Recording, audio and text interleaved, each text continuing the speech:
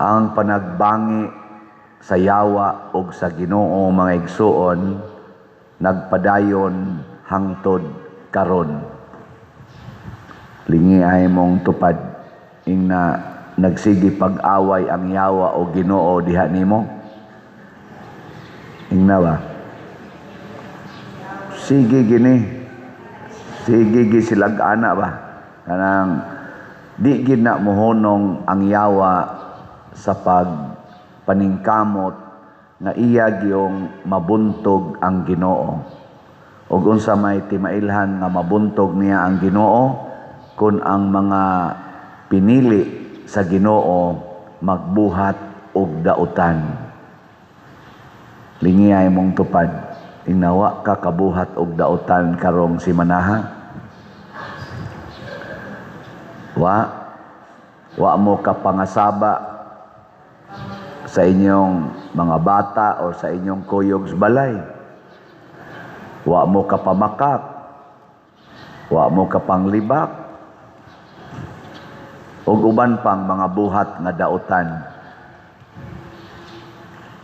Si Jesus, dinis atong ebanghelyo, mipili siya 12 ka mga apostoles nga mao na to'y iyang gitawag yun og iyang kaabag sa pagsangyaw sa buhat sa kaluwasan. Gani, ang una ganyang gisulti dire og makabaton kamo gahom sa pag-abog sa mga yawa. So grabe jud kayo ang iyang pagpili. Pagpili niya, gitagaan dayon niya gahom sa pag-abog og yawa.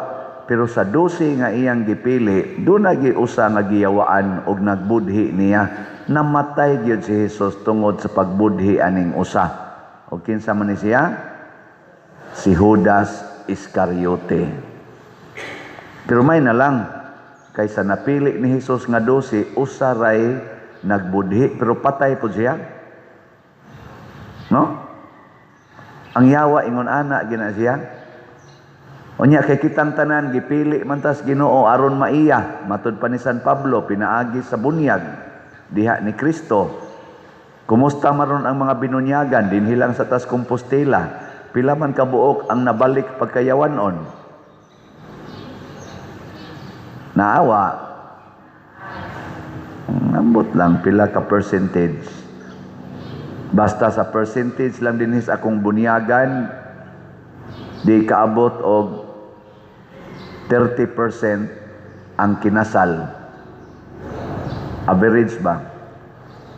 Na ay bunyagan na po kabuok bata, may lag na ay 2-3 nga kinasal. Ana.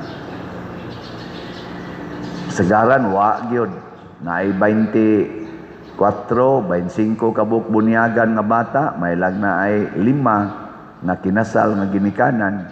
Gipili man na sila sa Ginoo aron mahimong mga agianan sa kinabuhi, mao nang nagkahigugmaay ang lalaki ug babae.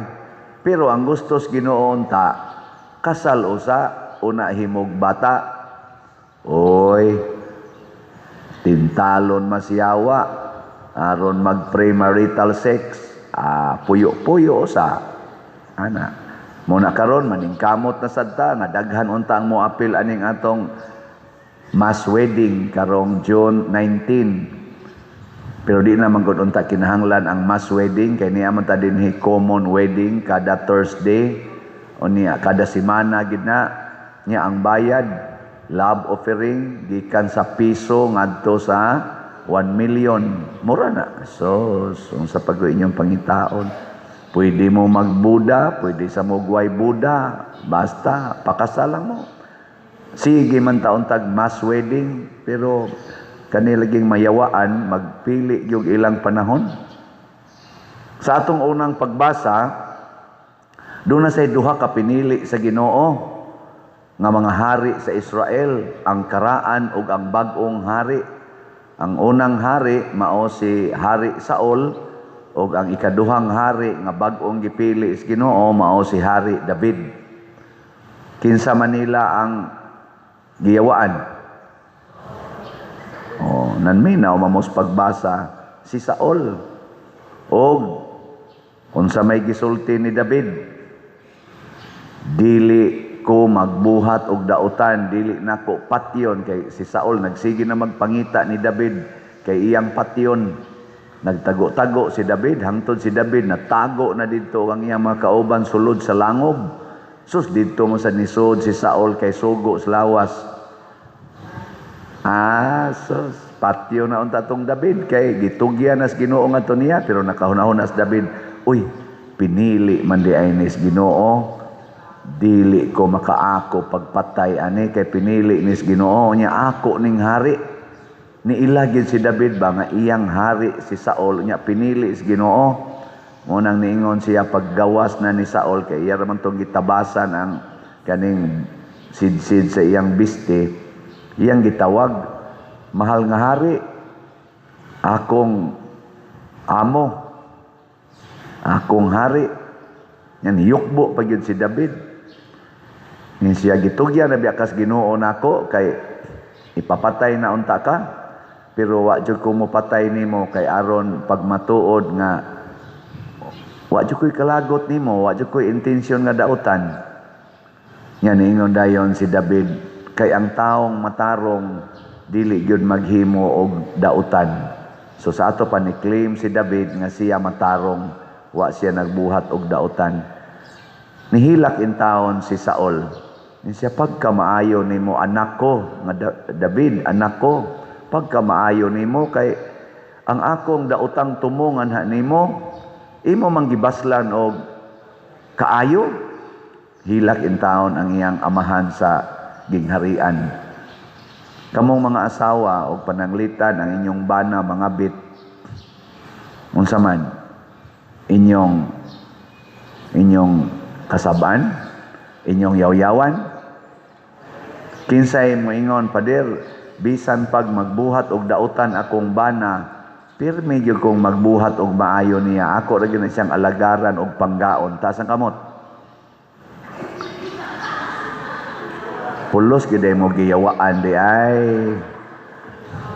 Hala, niyam say mga bana din ni pipila. Joter may banang nanimba karon. Kinsa man sad ninyo ang moingon, pader muliwat gyud kong santo ninyo nga bisan pag ilansang ko sa krus akong asawa, magbuhat yung kong maayo niya. Nothing gonna change my love for her. Sige ko na, may tasang kamot ko, no? Naagay duha ka buok ni Isa, oh. Di ba ka ni mga bakakon? Pero mga buutan manog naong ni sila. Hayahayas asawa niya.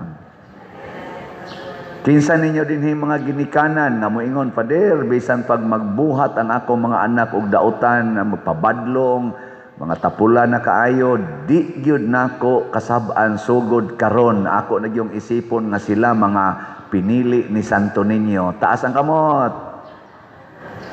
Amayo kay nanay mga 5 ka buok ni Isa. Congratulations. Pero kamong uban unsa man gyud mo? Magyawa-yawa gyud mo. Mao nay timailhan sa taong dautan, magbuhat sad og dautan. Ang taong matarong magbuhat sag matarong. Si Kristo sa nag-ingon, ang kahoy nga masakiton dili gyud mohatag og maayong bunga. Ang kahoy sad nga maayong bunga o maayo maghatag sag maayong bunga. Ug aritas politika kinsa may pinili man gid nato silang mga gikas presidente, labi na mga presidente nya, sila man gid mag-manage sa atong nasod during sa ilang term. Pinili nato si Bongbong Marcos, pinili nato si President Duterte, former ug uban pa mga presidente. Kinsa ka nila ang wa gyud magbuhat og dautan batok sa atong nasod.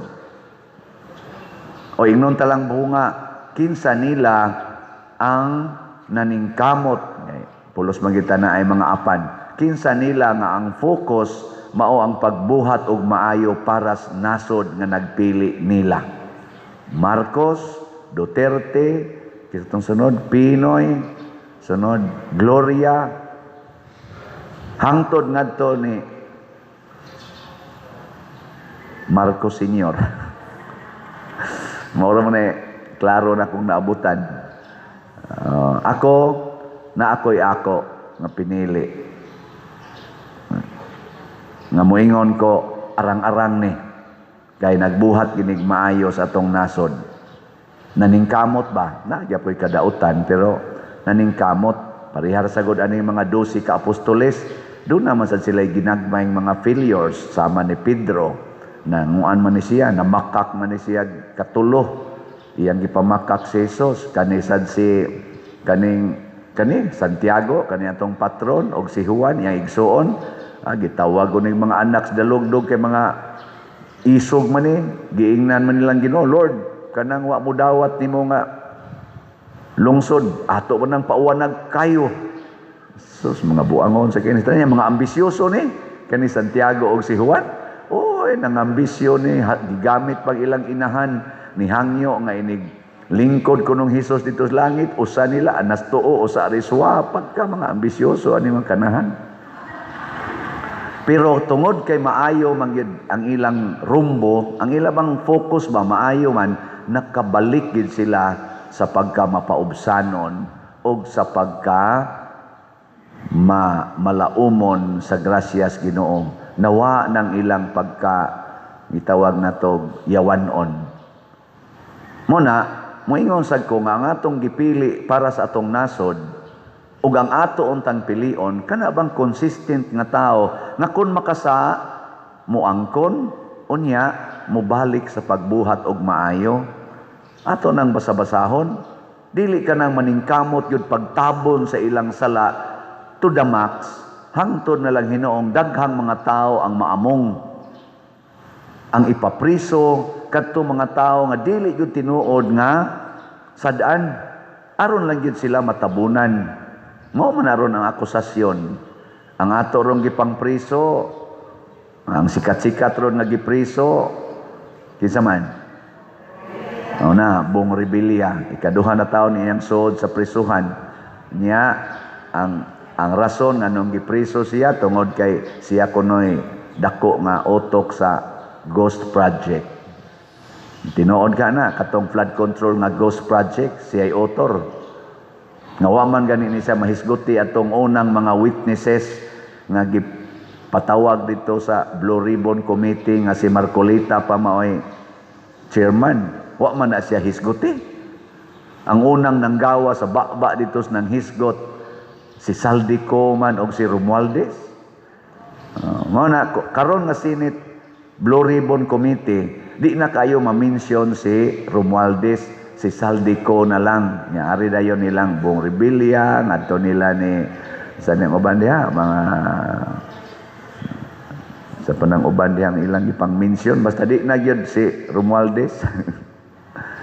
Pero dito sa kangkuan, kang Marcolita, gahimo gani sila og kanang minority report na ay murabag ka na bang mga aro-aro, bakit say tumong yun sa istorya, Saldico yun og Romualdez niya, doon na din sila aro pa doong babaw niya na ato katong black, niya na question mark.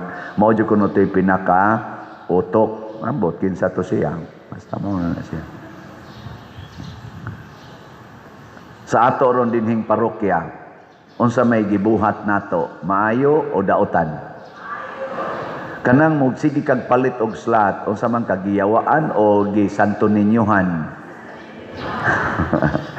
Kanang magsige lang kag simba, di jud ka mo palit og slat, unsa man ka, maayo ka ana o giyawaan? Giyawaan ang unsa pa na di mo istawag ana. Muna nihangyo ko nga niining atong nobina ni Santo Niño dinis ato karong parokya, ato maning paningkamot nga sinati unta nato dinhi nga taga Compostela Parish ang kanindot ug ang grasya ni Santo Niño didto sa Basilika nga gisaulog niadtong miaging semana. Atong masinati ba kay wa biya ta kaadto gyud kitang tanan, pliti palang daan, maglisod man ta. No, yes, kadaghan pag yung tao. Atong sination kay maura maning Santo Niño ha, maura maning grasya ha, maura maning ang opportunity of graces nga ato rong gihimo. Daghan sa kay mga parokya naghimo ani mga kapilya. Kay nga naman niilata nga ang gahom sa Ginoo kanunay ra gid na siya bisan asa. Muna akong hangyo naton taga Compostela dinhi ug wa lang gid mo yawa manimba ta inig nobina para karon minor nobina karong hapon alas 6 nobina sa ta manambong tantanan labi na gyud sa mga mandated organizations nga gipili gyud mo para mo alagad sa atong simbahan gi-install mo kasagaran ninyo gi-install mo tambong ta nganong di man mo manambong alas 6 mo na sa hapon basin og giyawaan kana bang siguroon ang akong gusto dili ang katilingban pareha ba ni Saul ba di ko gusto nga mailisan sa akong pwesto pagkahari karon gipakita ni David ang iyang kaayo nakaingon gyud si Saul ikaw gid ay ang bag-ong pinili nga hari sa Israel ug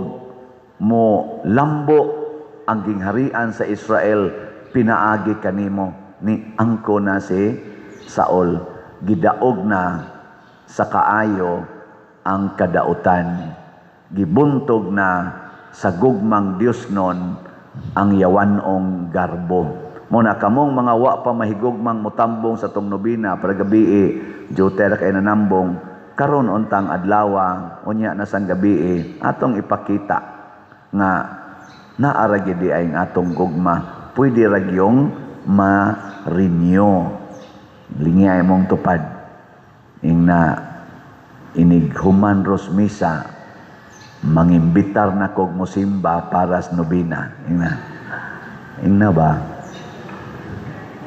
unsa man yung huwaton nga mga matay mo o na pa mo mangumpanya karon nga lagsik pa panglakaw pangimbitar di na maron lakaw nun text raman ana text ana hala anas ato mga group chat ina manimba ta kay magnobina dire ilang Compostela Parish nya ighuman malitag slat karon sang gabi na sa tay orientation para sa atong kaning shrine ministry alas 7 ighuman ighuman na tong misa karong gabi ako lang ding ihatag ninyo ang gamayng update sa atong kay mao man ni ang paspas nga slot nato ang atong PSSPP ang atong halin niabot nag 5,159 ka slots na ni gamay na ang nahibilin 4,841 na lang yes pakpak ana bantay mo dili mo mudugang ani ha ito gining dugangan 4,000 na lang humnon tani ikarong Domingo aron ang sobra pakapi na lang antod ta magpista nya ang Camino walk karong ugma na di ay ambot mga manglakaw ba mo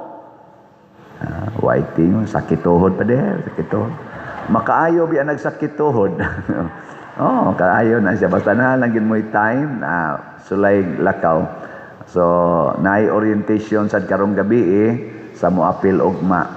Aron nga ma-oriented mo unsa mong orasa mo lakaw. Nya pwede pa gyud mo maka-register karong adlaw, pero ugma ayaw na mo dali-dali og kuyog nga wa mo rehistro. Naay 1,500 nga ihatag para sa mga kagastuhan. Usab na siya kapag ampo. Kanang 1,500 dili na bayad, halad na. Pasalamat nga makalakaw pa ka, makaampo pagyod sa espesyal nga klases pagampo nga mao ang Camino de Santiago. Usa na siya, no? Imbitado ani ang tanan, dili lang parokyano nato. Nya ato na ning buhaton kada buwan, at least once ang junior natong Camino.